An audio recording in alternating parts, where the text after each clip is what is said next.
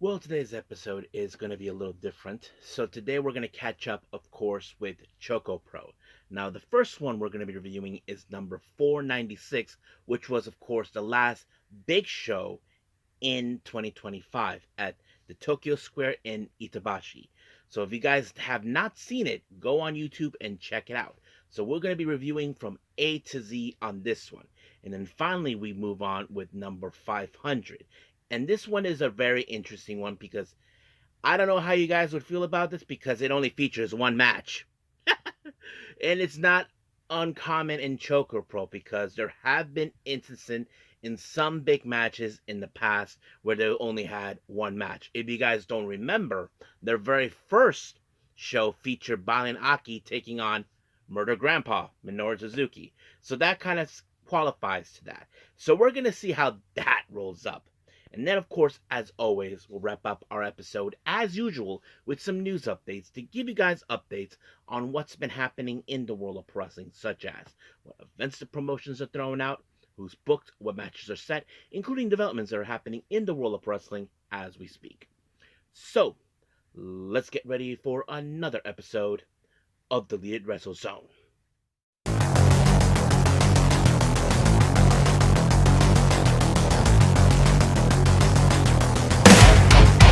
Are you ready? Get up, get up! Get up, get up! Get up, get up! Get up, get up! Get up, get up! Get up, get up! Hey everyone, welcome to Deleted Wrestle Zone, all things that is pro wrestling with AEW, NXT, New Japan Pro Wrestling, TNA, the National Wrestling Alliance, various promotions, wrestlers, matches, and championships. I am your host, J Rod here. So, if you are new to the channel, welcome. This is a channel we do a lot of pro wrestling reviews from various promotions, not only here in the United States, but also in Japan, Mexico, Canada, Europe, the UK. Anywhere pro wrestling is not as big, but it continues to grow. We also, of course, do discussion videos, talk about various topics such as the wrestlers themselves, the promotions, factions, storylines, whatever we want to talk about. We also, of course, do more news updates. If certain information is unable to be on this episode, we can either put it on the next one or on a separate video by itself. We also, of course, do real-time news updates to keep you guys on alert if something has happened in the world of wrestling that needs to be addressed ASAP. We also, of course, got Nagi Sayaka Watch and various other cool wrestling content as well. So if you like what you see, please subscribe to us or click on that subscribe button. You'll be getting a lot of daily reviews and other cool wrestling content as well. But if you like this episode, please give us a like on the like button or a nice comment in the description down below. Now, enough with the jibber jabbers, let's get started. So let's begin, of course, since the entire episode is all about ChocoPro with only two shows to review. The first one we're going to do is one of their last big shows of 2025, number 496, also known as Purple Chocolate.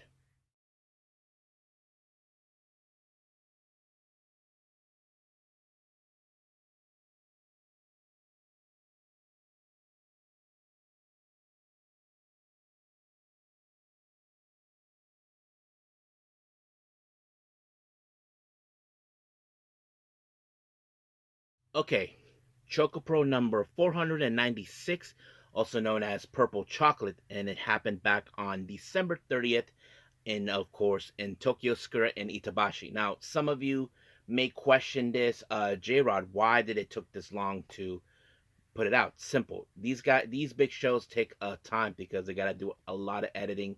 This is one of their big shows. Unlike what they do in Ichigaya Square and their Chocolate Square, it's only one camera that it's only streaming live.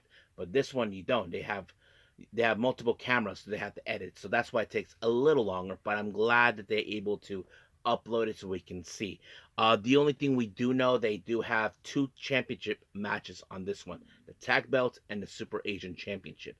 So we'll get to that in a bit. So let's get started with our first match. The first one, we have a six-person tag match. We have Kaho Hiromi, Hiroi Yawada, and Sayaka Obihiro, aka Obi. They take on Irikani, Shin Suzuki, and Chonshiro. Together, they're known as Shin Dragon. Now, obviously, many people would presume in some capacity that Shin Dragon has the advantage, A, because they do have some cohesion together, along with Irikane, which, of course, is just the wild card in the group. But you look at the other team, for example, Kaho. Well, we know she has less experience, but she's a very clever individual how to maneuver things and all that due to her size and age. And then, of course, Hiroi Iwata. In fact, of course, many of you know she is determined to rise up to the occasion. But I wasn't too sure where this is going to go until it happened. I was surprised because it was Hiroi who picked up the win by pinning Irikani. And just like that, 1, 2, 3, done. Now, our next match, we have tag team action. We have, of course, Antonio Honda and Tokiko Kirar, also known as Black Komanagi. It's been a while since we've seen those two team up. They take on, who did they take on? Rasputin and Kairori Yoneyama. Now, I'm not familiarized with this person, Rasputin. I don't know who he is, but I am familiarized with Yoneyama. Many of you know her. She's a veteran wrestler and also in the high speed category, of course. But, however, I would have assumed in some capacity because I often say tag team cohesion, those who have experience with their tag team partners like Antonio Han and Tokiko, but I was going to presume that maybe the only reason I would assume that because they have been teaming for so long, but it's been a while since we've seen those two team up.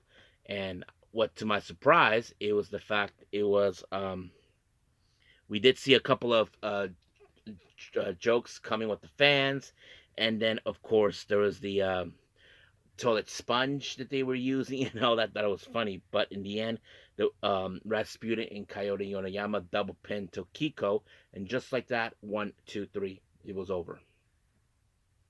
Next up, we have the Best Bros, consisting of Mei Shruga and Balanaki, taking on former tag champions Bellflower, consisting of Sayaka and Makoto.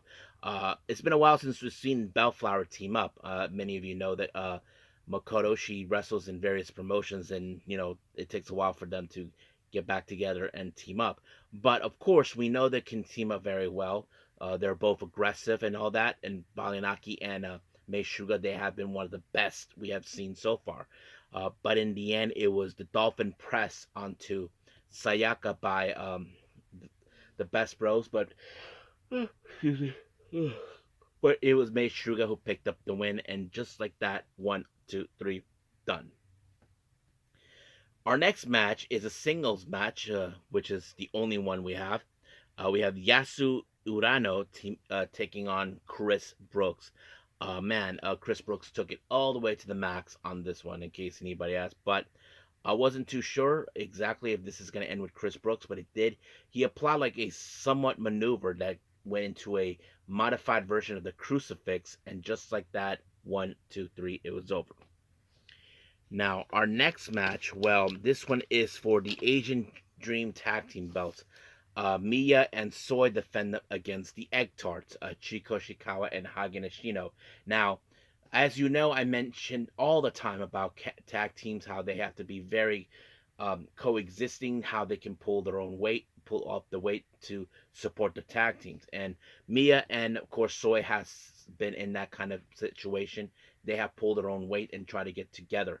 But when it came to the Egg Tarts, for many of you know this, I've always often said it's only a matter of time until they become tag team champions. But the only thing that was holding them back was Hage Nishino was questioning Chi. Uh, Hagen often said that you often looked at me as a protector, but I often needed you to be equal as me. He's saying, I look at the Best Bros. They always had each other's backs, and I need you to be that type of person. And of course, she realized that that's exactly what she needed. She needed to be his partner, not someone who can just has her back all the time. So that's exactly what it is. And I was kind of curious how this was going to go down. I mean, Hagane is a veteran wrestler, and he knows exactly what he needs to do. But in the end, it was Chi who finally picked up the win by pinning Mia, and just like that, 1, 2, 3, it was over. And then finally, we ended up, of course, with our main event, which was the Super Agent Championship. Emi Sakura making her return and taking on Rina Yamashita. But this one was a much aggressive type, and she did a pretty good job. I mean, but don't forget, Rina is in fact more aggressive than her. You know, she has her experience as a deathmatch wrestler in the hardcore style, but none of those weapons applied until, of course, Rina applied the Splash Mountain, and just like that, one, two, three, it was done completely.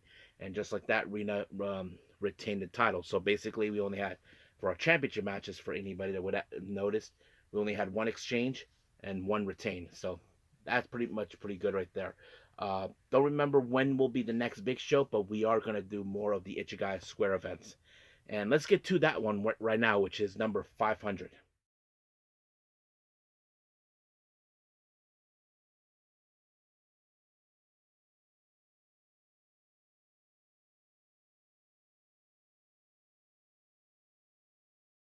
Okay, we continue with more of ChocoPro, and this one is, of course, number 500. Now, Banaki and Meishruga, the Best Bros, opened up the show, and this happened recently on the 18th of January, which was a Saturday. Oh, no, Sunday, actually. So, anyway, but Balanaki made some obvious points.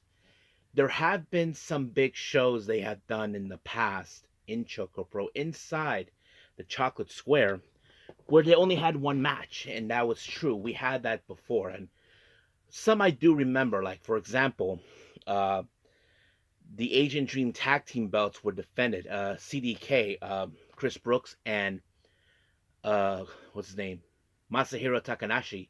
They defended those belts against, of course, the Uma Army. So basically, it was Sayaka, Seiko Hero, and Kappa. You know, so basically they were the ones who were challenged them, and the entire match was based on them, and that's always been like that. We have seen certain matches, including their first one with uh, Minoru Suzuki and Balanaki, I believe. So yes, but there have been instances, but this time they added only just one match, and they feature, of course, let's see what they have. Team number one, Miyatsuba, Sayaka, Chiko Shikawa, and Hagane Shino. Uh, then we have the Best Bros, Malin Aki and Mei Shuga. They team up with Chris Brooks and Emi Sakura, which is a very unusual team up. But it was a very intensified match through the outside. But obviously, it's interesting with the Egg Tarts and the Best Bros. We know they have been rivals in the past. We know the Egg Tarts have challenged them for the tag belts, and I'm sure they're like showing them, "Hey, we won these tag belts. You know, what are you gonna do about it?" So that's always been the case. But of course, when it comes to wrestlers that know how to, bring in the aggressive side, you look at people like Chris Brooks and Emi Sakura. They're both aggressive, and that's always been one of the main factors we have often seen. But however, I don't.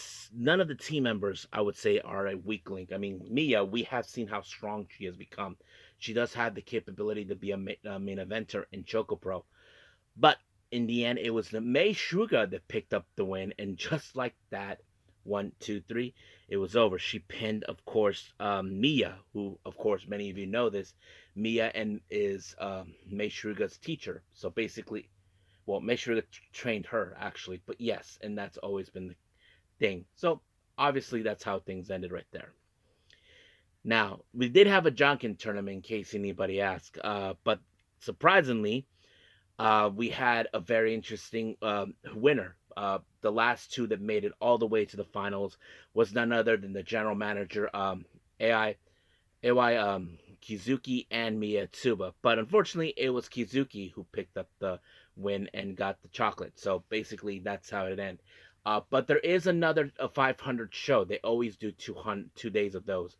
But this one will be a much bigger event, and it will be the first big show in 2026. So this one will take place in Shinkiba First Ring, I believe, on January 22nd, I believe. So, but we will wait until that happens. It's obviously because when it's a big show, like I said, mentioned on the recent one, it takes a while since they got editing on this one. But yes, we'll wait till that. But right now, it was a pretty good show. Not gonna lie, even though it's one match, they last like almost half an hour or more, depending. I mean, they had to use a lot of stamina and endurance just to get to that. But it was a pretty good show. You guys should check it out. But right now, let's move on to our last and final thing, and that is, of course, news updates.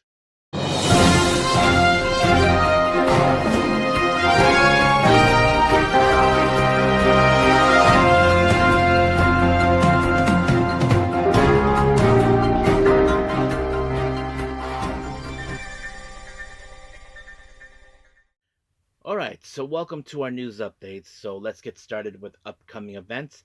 Let's start with some updates with GCW. As you all know, they will be in Las Vegas for the collective. One of the shows that they announced, Effie's Big Gay Brunch, that will happen on the 18th of April. They just announced Momo Noth from Setup. If you guys ever seen him, he's from the Thailand promotion Setup, so he'll be attending. And then, of course, they just announced El Fantasma will be participating in two events next month. The first one, I'm going to presume, is going to be the Coldest Winter 4 in LA. And then there's, of course, the Holy Smokes in Phoenix on the 15th of February. So obviously, that's going to be it. And then, of course, we have some West Coast Pro updates here.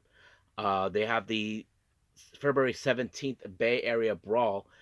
They just announced one called Manders will take on Chimbashi. And then, of course, we have the Las Vegas show. They announced, many of you guys know they are going to be doing a Las Vegas show called the New Initiative. And their Las Vegas show is called West Coast versus the World. So we're going to presume they're going to bring in wrestlers from other parts of the world. And I think that's going to be a lot of fun. And this one will be on the 16th of April in Las Vegas. Now, what's interesting enough, many of you know this organization known as Wrestle Universe, which is, of course, the live streaming where they stream Tokyo Pro Wrestling, uh, Noah, in the past Gambari, and a few others. They're announcing the first ever Universe Cup, and this will take place on the 9th of March in Shinjuku Face. However, they haven't announced who's going to participate, but they did announce who's going to be from what organizations will be participating in this event. Let me pull it up right here on my phone for all you guys so I can announce it. Here it is. Here's who they are going to be, the participant promotions. Obviously is Noah, DDT Pro Wrestling, Michinoku Pro Wrestling, Pro Wrestling 01, Pro Wrestling Bazara, Gambari Pro Wrestling, Uptown, and Monday Magic, which is, of course, the show that normally participates with Noah. So, yes, but they haven't announced yet who's going to be participating, and that will happen until, of course, a month before, which will be on February 9th. So, basically, we will see who will be participating. So, stand by on that. Moving on. Tokyo Pro Wrestling has announced for the Grand Princess 2026. They'll happen on March 29th. In Ryogoku, they announced Matt Chat, another wrestler based out of Setup in Thailand, will be participating to get another opportunity of the Setup All Asian Women's title. So that's going to happen soon. As you all know, CML always has these amazing shows called Fantastica Mania. We have recently seen this, of course, in Japan and in Mexico, and of course in recently in UK. Now they're heading here to the US.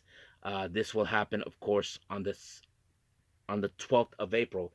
Then CML announced New Japan will be participating, and so will be Major League Wrestling. I think some of you may ask, how come AEW are not going to be involved? Well, I'm sure CML will definitely try to involve them, but we'll see.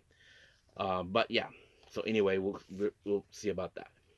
Now, as you know, the Kenta Kobashi's show that happens once a year, Fortune Dream 11th, that will happen in Corkin Hall on the 16th of April.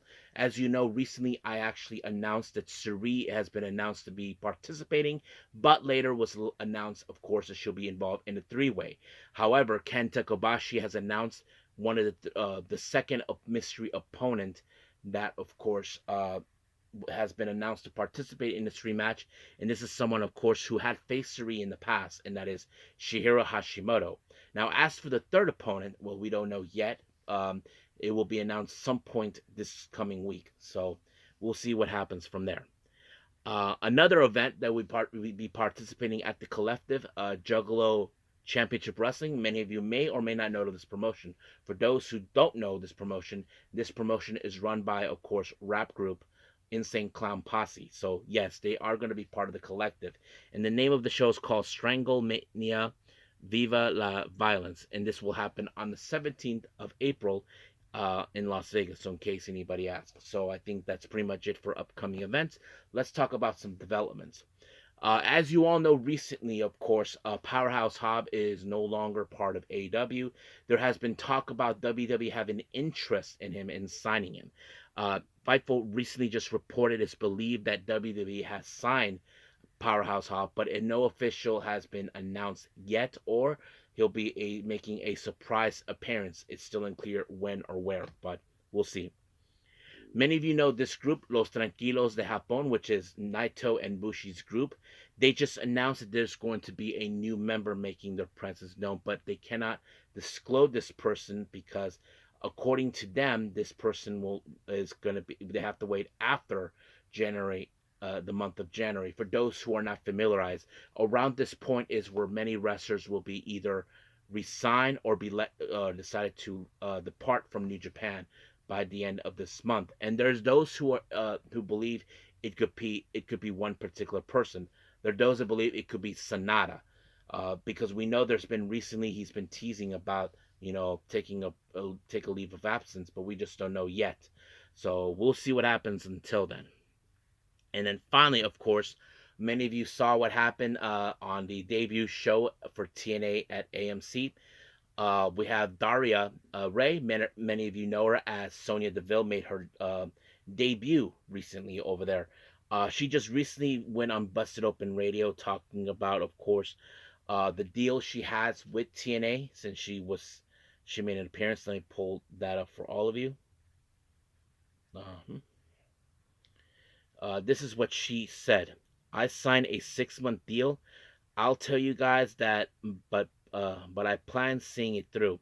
I'm having a lot of fun. Everything's going great so far, as long as it's continuing to mutually beneficial situation, meaning I'm adding value and I feel good about what I'm getting in return. Then I don't see why I wouldn't continue long term. So yes, it looks like it's going to be a bit of a short term, not a long term. It's still unclear why she chose to do a short term, but it is what she wants. But if there's anything changes on that, I'll let you guys know. So I think that's pretty much it what we have. So let's call it a day. Well, I hope everybody enjoys this episode. Coming up, as you probably know, I messed up. I was supposed to do, of course, New Japan. As you probably can guess, we are now on the road to New Beginning. And there is another one taking place as well real soon. And then we have NXT. A lot of things are going to happen. So the priority is the two New Japan shows, one that I missed and one that's happening soon. And then, of course, NXT. So we're going to go from there. But as of right now, that's pretty much it. But until then, I will see you guys in the next DWZ time. Same DWZ channel. I must bid all of you adieu. So, goodbye.